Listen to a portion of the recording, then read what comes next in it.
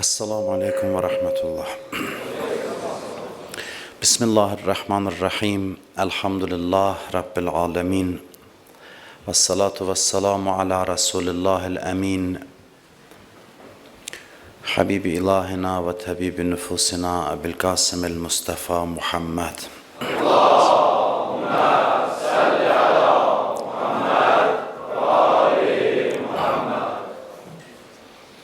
Ve ala ehl beytihi tayyibin tahirin masumin mukerremin. Usikum ve nefsi bi tekvallah. Sizə və özümə ilahi təqvaya riayət eləməyi tövsiyə edirəm. Şəxsiyyət və din haqqında danışırdıq.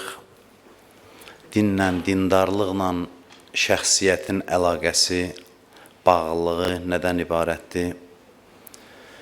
Və ətraflı danışdıq, qeyd etdik ki, insan şəxsiyyətinin onun dinə yönəlməsində və yaxud da dindən üz çevirməsində rolu çox böyükdür. Bugün bu iki anlayış, din və şəxsiyyət anlayışı bir-birindən ayrı və müstəqil qəbul olunursa, bu səhvdir. Çünki bu iki məfhumun bir-biri ilə sıx əlaqəsi var. Bəqərə surəsində də Allah buna işarə edib buyurur ki, Əlif ləm mim zəlikəl kitabu la reybə fih hudən lil muttəqin.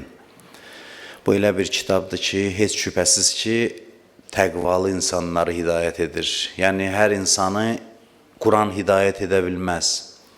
Ancaq və ancaq müəyyən bir şəxsi keyfiyyətlərə malik olan insanlar bu kitab vasitəsilə doğru yola hidayət olurlar.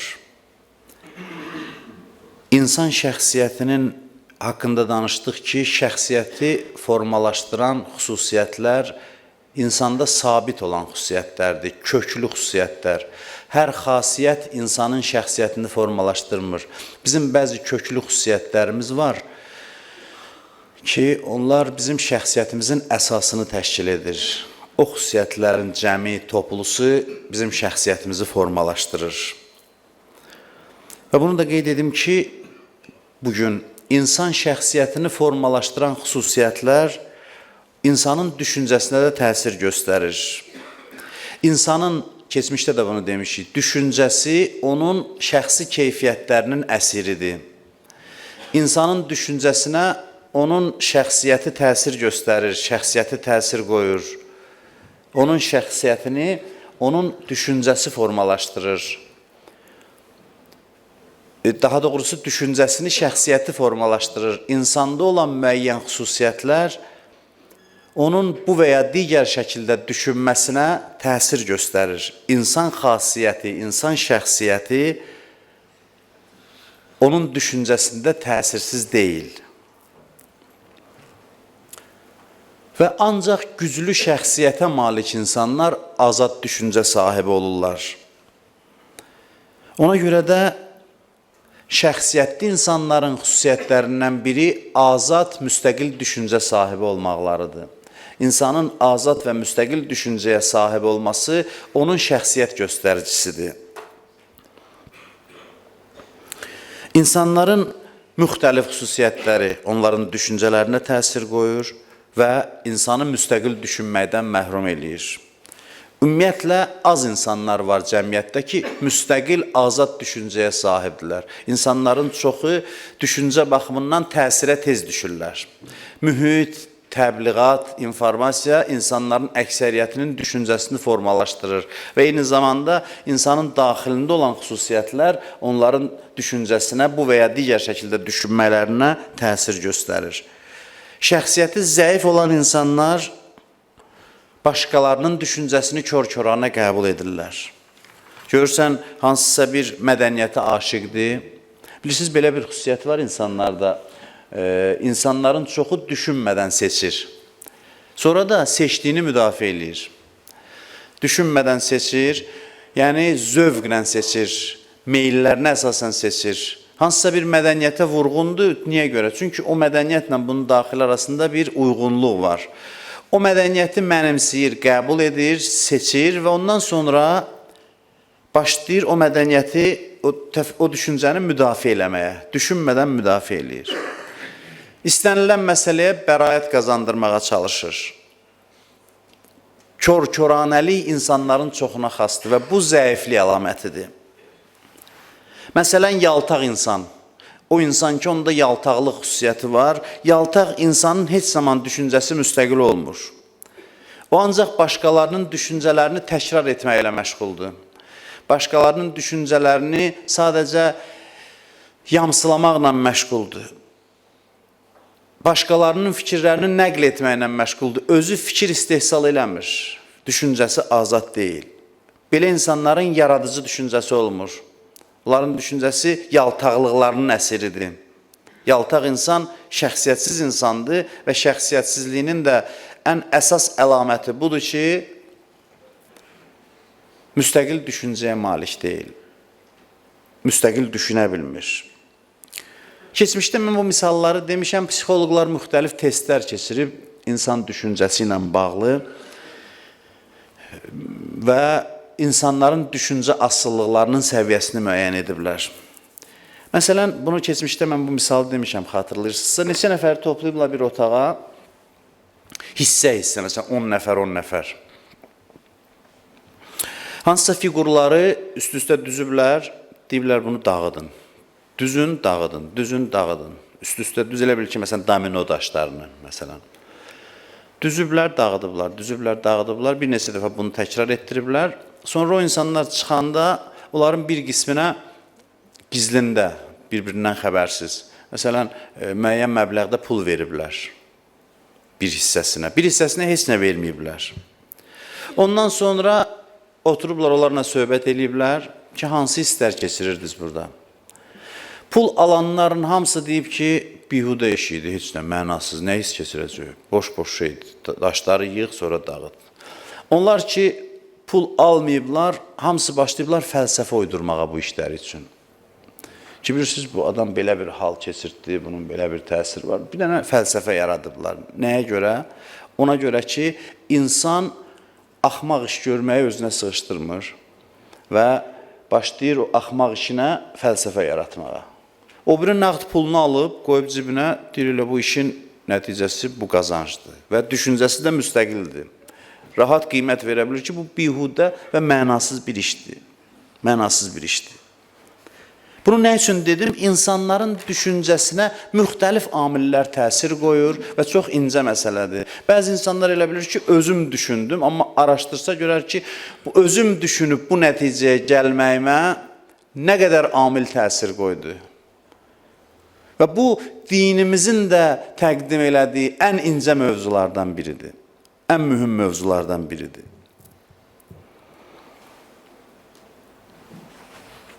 O insan ki, bihudə iş görüb, cürət eləmir ki, desin bu bihudə işdir.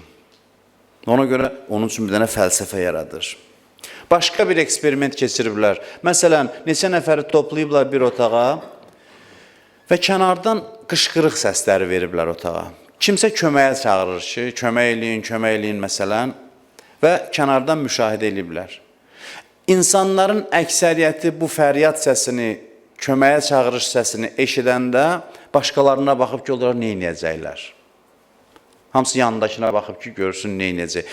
Bir neçəsi cəmi tərəddüd eləmədən durub qalxıb gedib o köməyə çağırana yardım eləməyə, kömək eləməyə. Sonra da araşdırıblar onların şəxsiyyətini, görüblər ki, o insanlar ki, səsi eşidən kimi tərəddüd eləmədən, heç kəsdən reaksiya gözləmədən köməyə getdilər, onlar müstəqil şəxsiyyəti olan insanlardır. Onlar həyatlarının başqa sahələrində də azad düşüncəyə sahibdilər.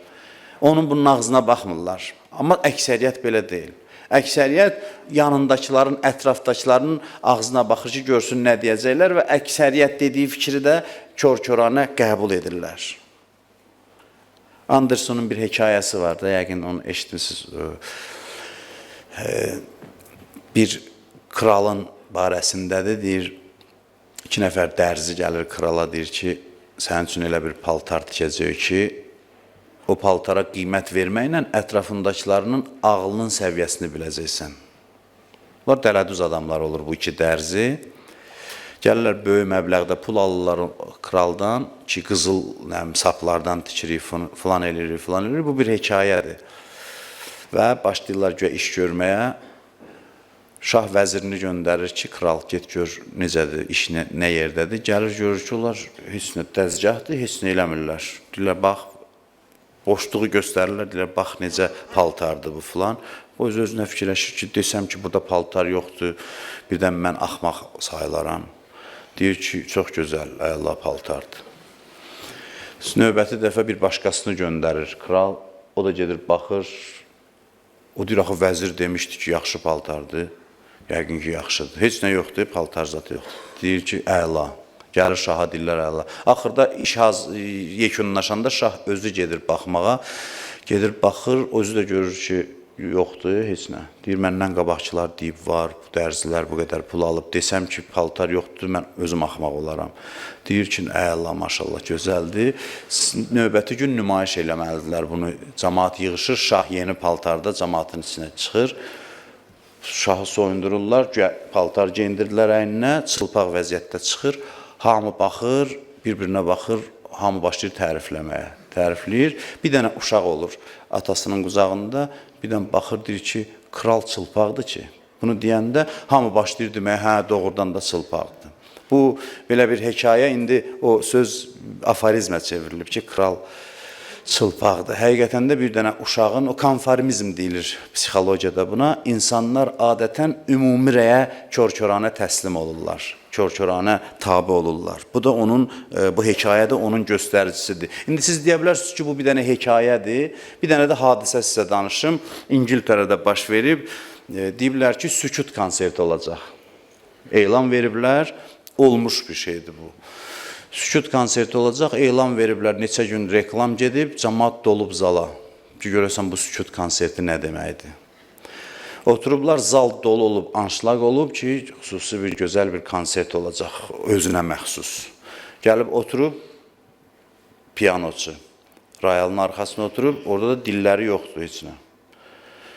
Başlayıb imitasiya eləmək ki, gör nəsə mahnı ifa eləyir, səssiz, sakit. Cəmaat baxıblar bir-birinə, hamısı, görüblər ki, heç kəsdən reaksiya gəlmir, oturublar. 2 saat belə davam eləyib, 2 saat.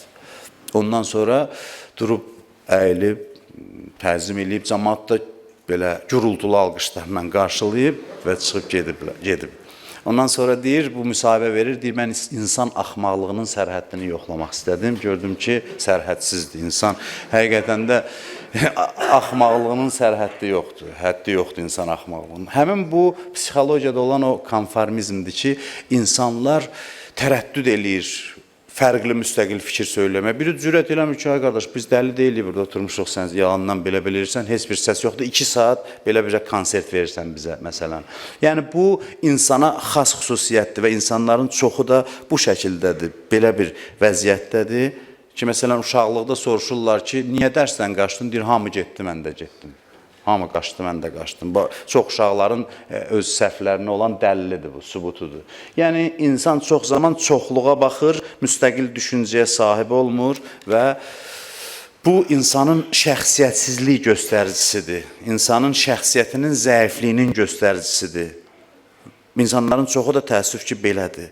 Hansısa qüdrətin təsirində düşünürlər, bəzən kütlənin qüdrətinin, bəzən hansısa qüdrətli adam nəsə deyəndə tez qəbul edirlər. Sözə yox, söz deyənin gücünə, qüdrətinə baxırlar və yaxud sayın çoxluğuna baxırlar və bu, insan üçün nöqsandır, insanın şəxsiyyətinə nöqsan gətirən bir şeydir.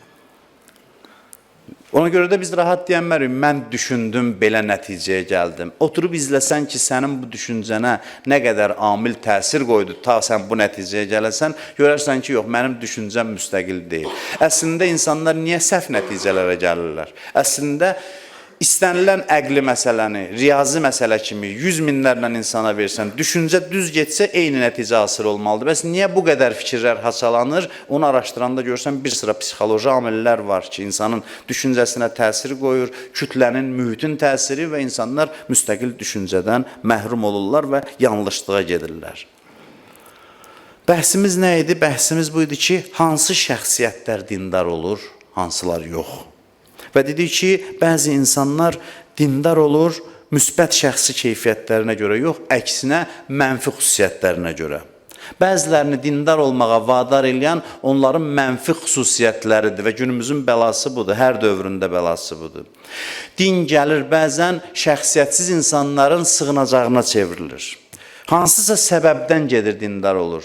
Məsələn, aciz, zəif insanlar, bacarıqsız, qorxaq insanlar dinə pənah aparır ki, özünü qorusun, öz bacarıqsızlığını örtbasdır eləsin və yaxud da özünü təsdiq eləsin din vasitəsilə. Özündə bir şey yoxdur, dinin etibarını, hörmətini gətirir, özünə əlavə edir ki, bunu qəbul eləsinlər. Əslində, bunda heç nə yoxdur.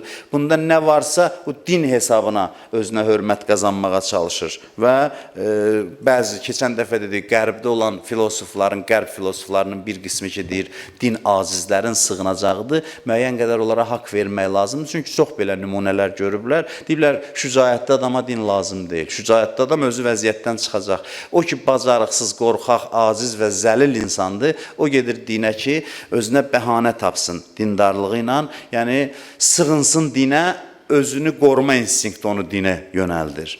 Və bu, İmam Rızadan qəribə bir hədis var, çox qəribə bir hədisdir. Buyurur ki, bəzi adamlar günah eləmirsə, onların günah eləməməyinə aldanmayın. Ola bilər ki, cürəti yoxdur günah eləməyə, cürəti yoxdur. Axı, günah da bir mənada bəzilərindən cürət tələb edir. Yəni, bu cəza qorxusundan günah eləmir. Bunu öz başına qoysaydım, bunun içində bir dənə Firon yatıb ki, o sadəcə şücaəti yoxdur ki, o günah eləsin ki, məsələn, hansısa qınaqdan qorxur, cəzadan qorxur. Hansı xüsusiyyətlər insanın dinə yönəlməsinə səbəb olur? Hansı xüsusiyyətlər mane olur insanın dinə yönəlməsinə? Bizim bəhsimiz bu barədədir, bu cümələr bunun barəsində danışacaq. Nə mane olur və nə yönəldir insanı dinə? Quran-ı Kərimin Bəqərə surəsindən bir ayə deyim.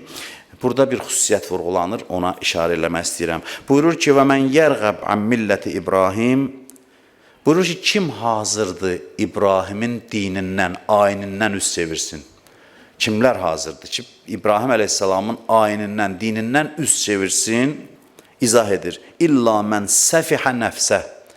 Ancaq ağılsız, nadan insanlar.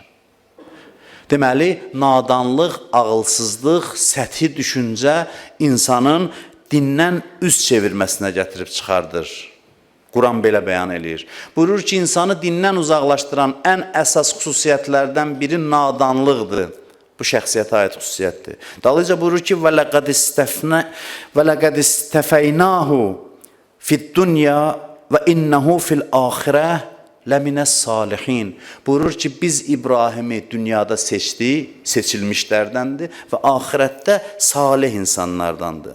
Qəribə sözdür. Demir ki, görün İbrahim nə gözəl sözlər danışır, amma siz üst çevirirsiniz. İbrahim əleyhissalamın şəxsiyyətini qabardır. Buyurur, bir halda ki, görürsünüz salih adamdır, güclü şəxsiyyətdir, ağıllı insandır.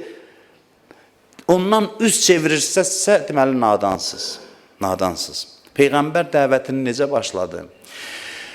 Cəmaatı toplayanda demədi ki, Allah var, Allahın şəriki yoxdur. Düzdür, tohidi deyirdi, amma dəlil, sübut gətirmədi Allahın varlığına. Nədən başladı? Dedi ki, mən sizin aranızda yaşamışam. Desəm ki, dağın o tərəfindən qoşun gəlir sizə tərəf. İnanarsınız, dedilər, bəli. Hətta silaha əl atdılar bəziləri. Məndən yalan görməmsiniz ki, xeyr. Onda mən sizi qiyamət əzabı ilə qorxuduram. Öz şəxsiyyətini qabartdı. Öz şəxsiyyətini. Məni ki görmüsünüz, mən necə doğru, dürüst insanam. Və o zaman dediklərimi qəbul edin. Görün ki, şəxsiyyət nə qədər önəmli rol oynayır ki, din təbliğ edənin şəxsiyyəti səbəb olur ki, insanlar dinə cəzb olunsunlar. İnsan dinə tərəf gəlsinlər. Quran İbrahim əleyhissalamın şəxsiyyətini qabardır. Görün, necə bir şəxsiyyət sizi həqiqətə dəvət edir. Sadəlöv adamlar heç zaman din qəbul etməz. Heç zaman. Desəz ki, bəs sadəlövlər əsas qəbul edir axı. Deməli, qəbul edildikləri din deyil. Ola bilər, insan təhsil almasın, diplomu olmasın, amma sadəlövlük, səthi baxış elmə bağlı məsələ deyil. Ağılsızlıq məsələsidir. Ağılsız insanlara bu dində yer yoxdur. Sadəlöv insan ya dini qəbul eləməz, ya qəbul eləsə də dini belini sındırar. Bir gün mütləq belini sındırar. Sadəlövlük bir növ xəstəlikdir Quran baxımından. Şəxsiyyətdə olan qüsurdur, nöqsandır, natamamlıq kompleksidir. Və bu insanlar dinə gəldikdə də Həzrət Peyğəmbər buyurur ki, 2 dəstə belimi sındırdı. Zirək münafiqlər, bir də nadan abidlər, cahil, sadəlöv dindarlar belimi sındırdı. Tarixə də baxmaq kifayətdir. Bugünə səndə, bugün nə qədər bu nadanların dinə vurduğu zərbə, onların əslində qəbul etdiyi din deyil. Öz nadanlıqlarının məhsuludur, adını din qoyublar. Fərqi yoxdur hansı məzhəbdədirlər. Fərqi yoxdur. Onları bir məzhəbə aid eləmirəm, o nadanlıq dinidir. Fərqi yoxdur. İstənilən məzhəbdə var və onların ortaq cəhəti ilə onların nadanlığıdır. Onların dininin adı nadanlıqdır. Nadan adam dindar ola bilməz. Quran məntiqi budur. Əhl-i Beyt imamları da çəkindiriblər öz tərəfdarlarını. Deyiblər ki, nadanlıqdan uzaq olun. İstəməyiblər ki, başlarına bilməyən avam adamları toplasınlar. Nadan, düşüncəsiz insanları toplasınlar. Buyurublar ki, aleykum bid-dirayə, la bir-rivayə. İmamlar buyurur. Buyurur ki, sizə biz tövsiyə edirik ki, düşünəsiniz, rəvayət etməyəsiniz. Rəvayət etmək nədir? Çıxır danışmağa, 100 dənə hədis danışır, dalbadal, deyib, biz belə lazım deyil. Bizə lazım deyil, sən çox hədis biləsən, hədisin məzmununu başa düşəsən, təhlil qabiliyyətin olsun, düşüncən iti olsun, hədis rəvayət eləmək üçün deyil. Hədisi anlamaq lazımdır və imamlar da bizə tövsiyə edib ki, anlayın, başa düşün, az bilin, amma anlayın. Nəinki əzbərdən dalbadal hədisləri deyəsən, amma heç başa düşməyəsən, nə danışırsan.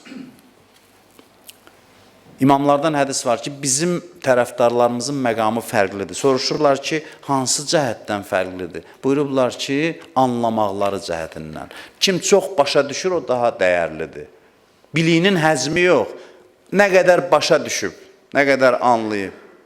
Təəssüflər eləyir adam. Bəzən din adından danışanlar, müzakirə aparanlar, dalbadal hədisləri necə öz cahil təfəkkürünə uyğunlaşdırıb, öz cahilliyinə hədisdən, Qurandan dəlil gətirirlər. Bu, fikir yoxsulluğunun nəticəsidir. Quran buyurur ki, nadan adamdan dindar olmaz. Din, elm və təfəkkür kateqoriyasına aid olan bir dəyərdir. Dinin, belə deyək, məqamı çox yüksəkdir, elm kateqoriyasına aid məsələdir. Dərk istəyir, elm istəyir, təfəkkür dərinliyi tələb eləyir. Bəziləri niyə dini başa düşə bilmir? Çünki baxışı səthidir. Səthi baxış sahibi dini olduğu kimi anlaya bilməz. Hətta bəziləri ələ salır dindarları. Həqiqi dindarları. Bəzi dindarlar var ki, zəmin yaradırlar, onlar ələ salsınlar. Amma bəziləri var, fərqi yoxdur hansı dindar. Dinin özünü, inancın özünü, inanclı insanları ələ salır. Niyə görə? Çünki dini anlamaq üçün dərin düşüncəyə sahib olmaq lazımdır. Orta ağlı olan adamlar da başa düşmür dini. Orta ağlı olan insanlar da başa düşmür. Din müstəqil və aydın düşüncə tələb edir insandan. Aydın düşüncə tələb edir. Din hətta haqqı belə düşüncəsiz qəbul eləməyi qınayır. Bir adam düz yoldadır, amma düşüncəsiz düşüb düz yola.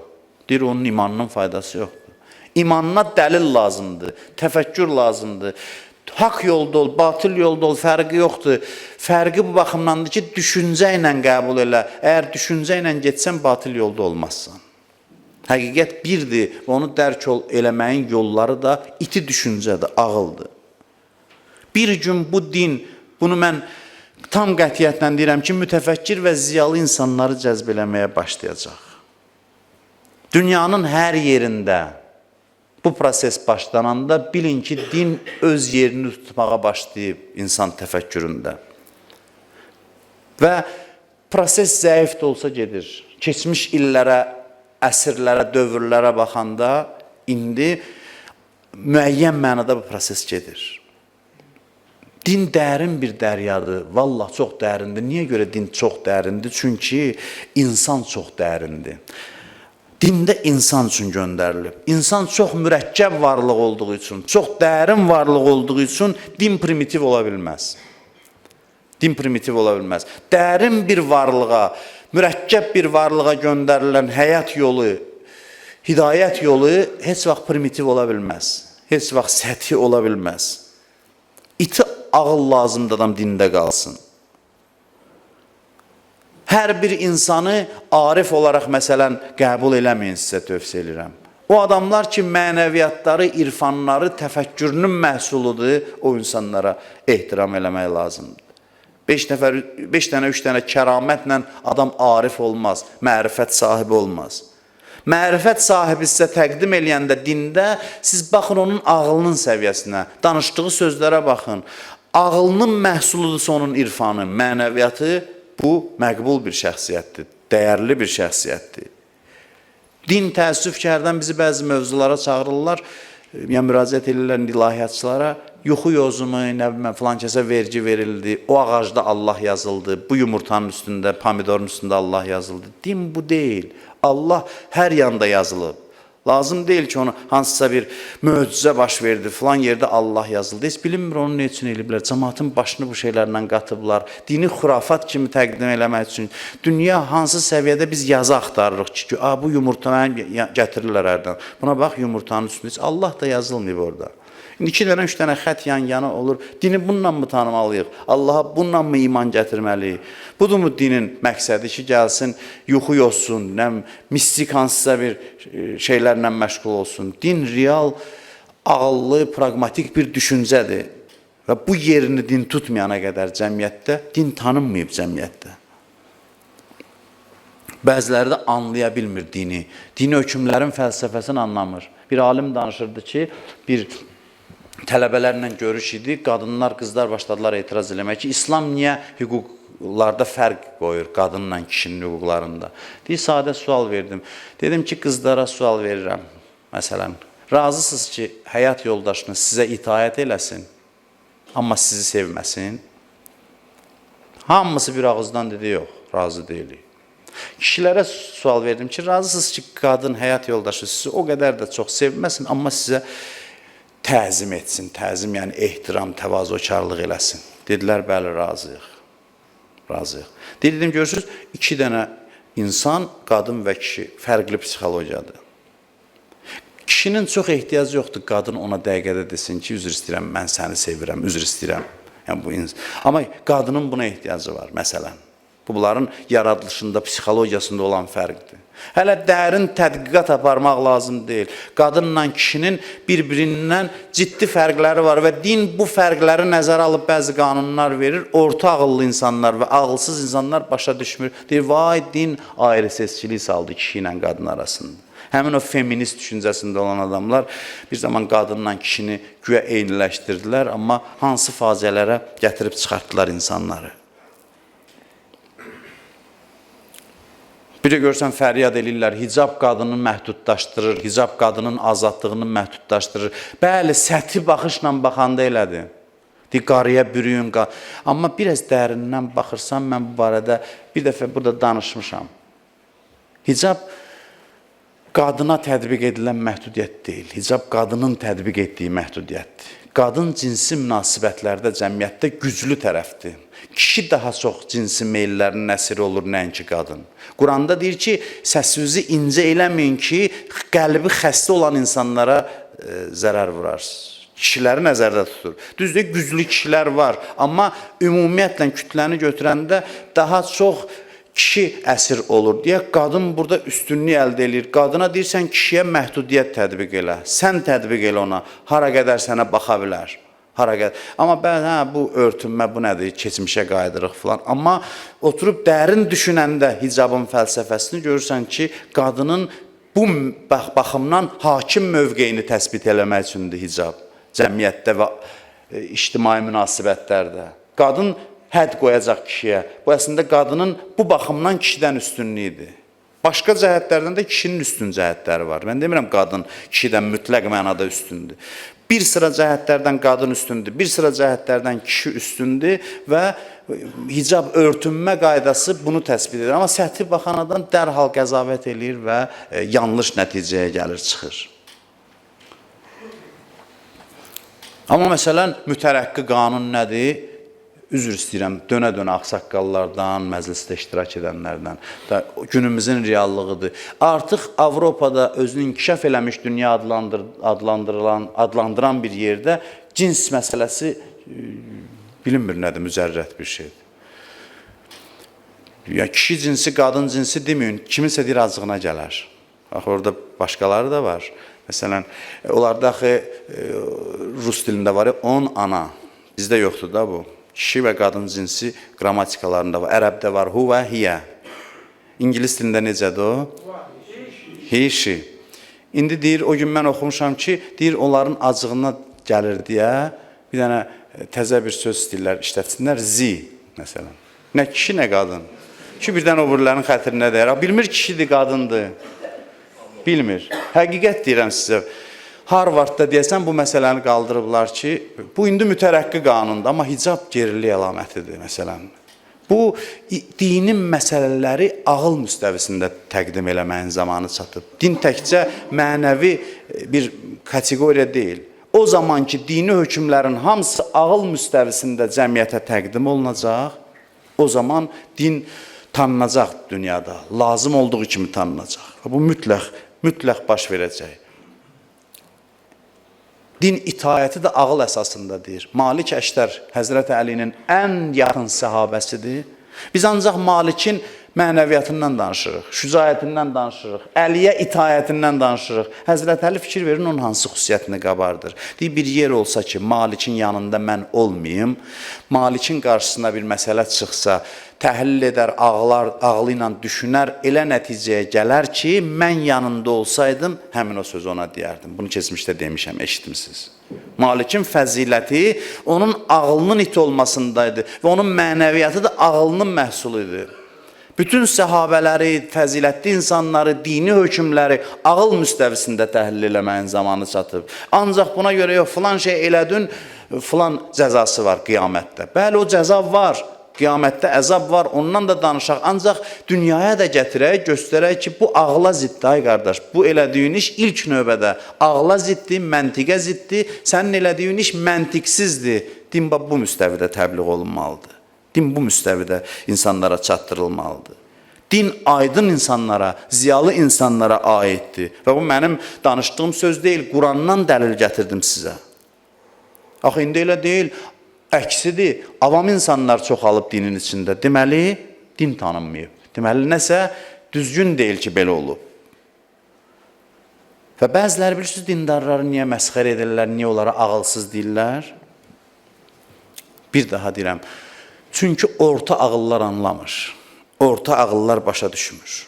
Çox ağıllı sözü zəif ağıllılar məsxər edir, ələ salır.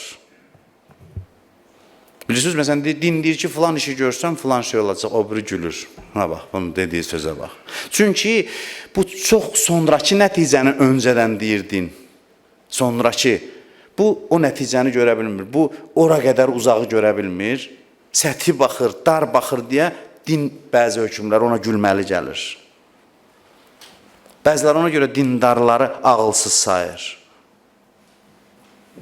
Hədisdə var ki, sizə dəli deməyincə imanınız kamil olmaz. Bəziləri bu hədisi səhv başa düşür.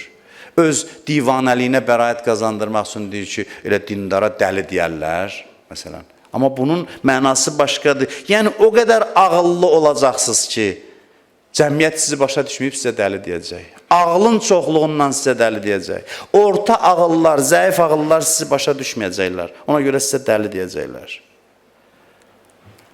Sadə bir misal deyim də, bir adam görürsən bir yerdə işləyə, haram tikə evinə aparmaya. Milyon əlindən keçsə, 1 manat haram. Deyirlər, bu dəlidir bu. Demirlər bunu. Deyirlər, dəli də ağlı yoxdur bunun. Milyonlar əlindən keçir, özü maaşla yaşayır, məsələn.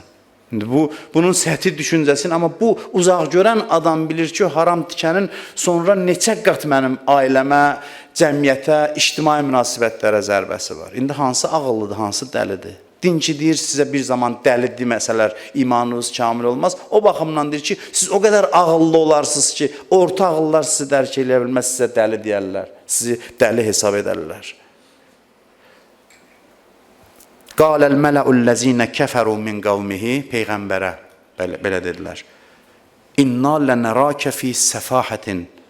Buyurur ki, kafirlərin böyükləri dedilər ki, biz səni ağılsız adam kimi görürük. Peyğəmbərlərə deyirdilər. Sənin ağlın zəifdir. Sən nadan adamsan, nəuzubillah. Kafirlər belə deyirdi. Və ona görə ələ salırdılar ki, insan anlamadığını ələ salır. Ya həsrətən aləl ibad. Vay olsun bəndələrin halına. Mə yətihim min rasulin illə kənu bihi yəstəhziun. Nə Peyğəmbər göndərdiysə, hamısını ələ saldılar. Hamısını istisnasız. Hamısını ələ saldılar.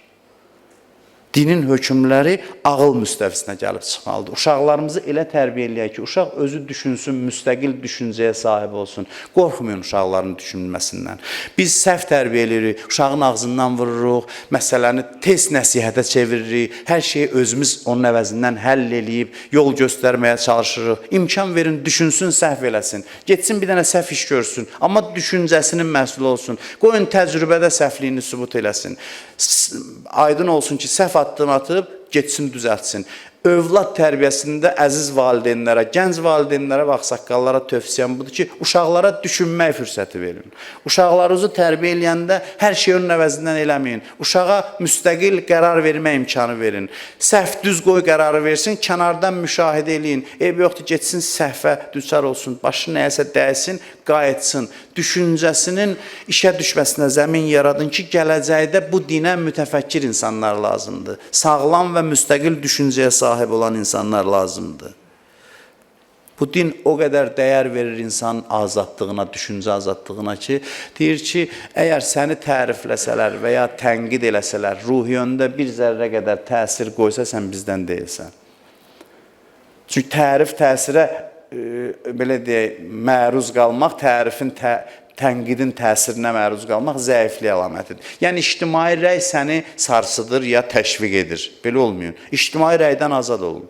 İctimai rəylə hesablaşın. O baxımdan ki, bəzi əməllər var ki, onu etməməlisən və qınaq da haqlı qınaqdır. O başqa. Amma İmam Musa Kazım əleyhissalam buyurur ki, sənin əlində bir qoz olsa, cəmaat ona qiymətli daş desə, vəziyyət dəyişməz. Bəzi adamlar belədir.